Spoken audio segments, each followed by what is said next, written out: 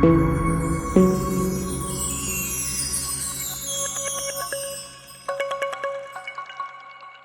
a lot of people are having a hard time trying to figure out how to remove the ABC strut from the lower control arm on this R230 Mercedes SL. This is a 550. It's the same as all the SLs regarding this process. So the easiest way to do it is to use these tools right here. You have to have a pick fork right there, ball joint separator. You have to have a heavy hammer, okay? A heavy hammer. And of course, a 21-inch right here. This is a socket, a 21-inch wrench right here, a ratcheting wrench. And this right here to remove the 13 millimeter top nuts right here, already removed right there. All right, there's 3 of them. Now, to start the process off, of course, I have to take the wheel off. All right.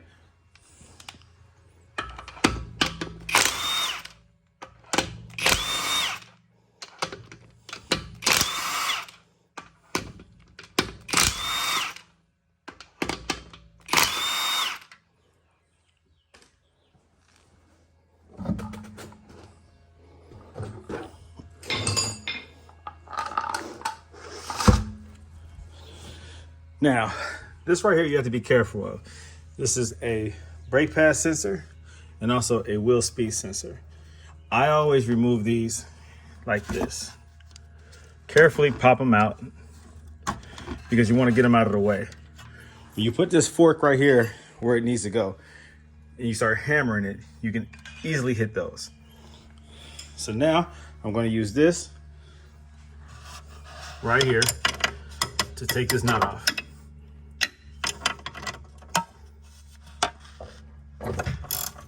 This one usually breaks easily, breaks free easily.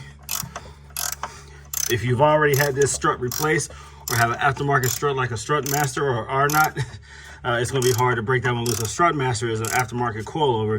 It's not adjustable. I hate them, I don't recommend them. And they use a 22 millimeter nut. But an R-Knot uses a 21. Just keep that in mind, guys. Usually when people crank those down, they over crank them, so they're hard to break loose once you replace it. But Mercedes, their factory foot-pounds of torque is not that hard to break loose. Just keep that in mind. If it's real hard to break loose, more than likely it's been replaced before.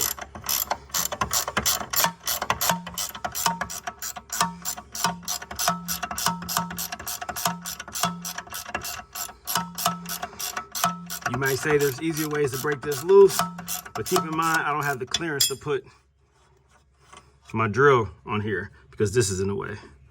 Can I use an extension? Yeah, but I'm showing you guys how to do it the old school way. Now, this right here, you're going to put this right here. Let me turn on the light so you guys can see. All right.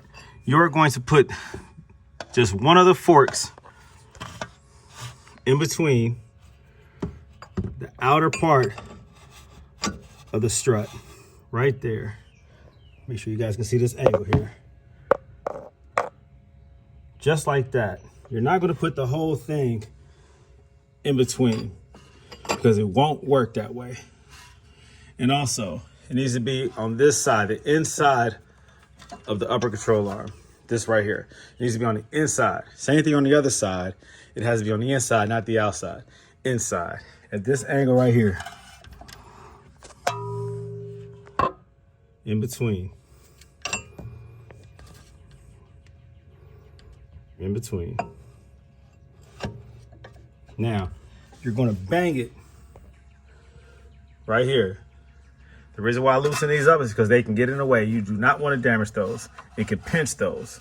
You don't want to hit those, okay? So keep them out the way.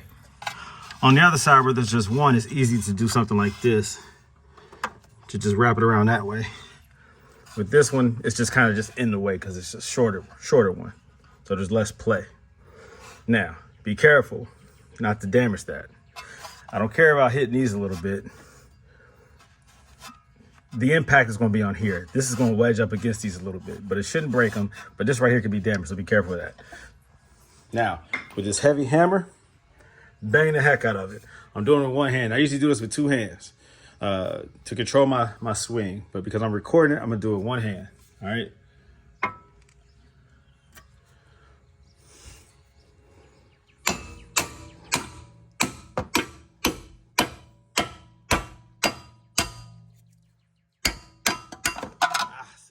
need two hands to do this. There we go. See, with one hand, I was still able to do it. And I didn't have the leverage that I really needed, a full swing. I had to do it like this, but concentrated impact, and it pops right out. You see that?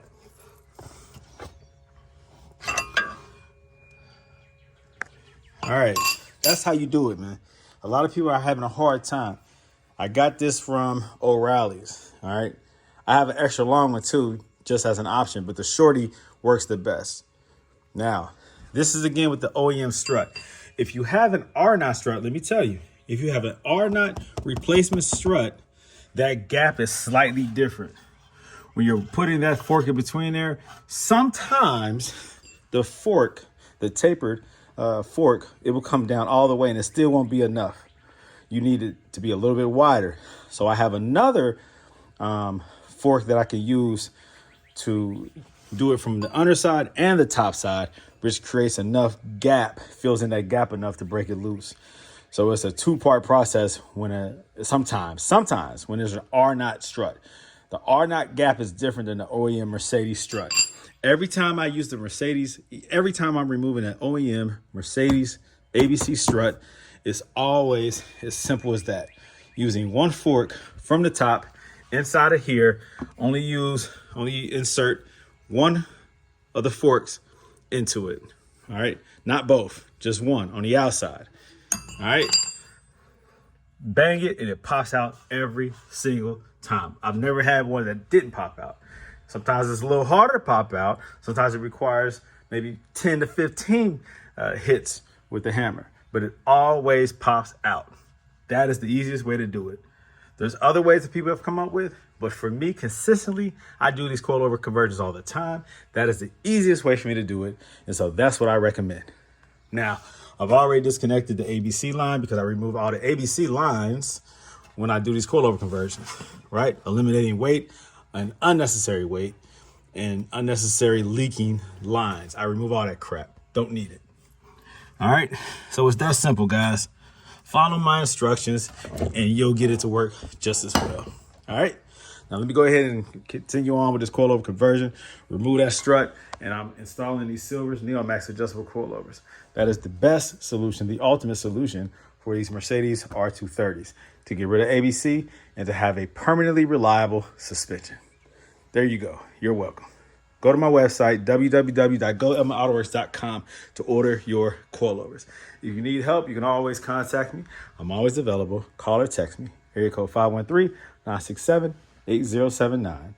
I do not add sway bars in my coilover conversions. You do not need sway bars on R230. It handles just fine. Trust me.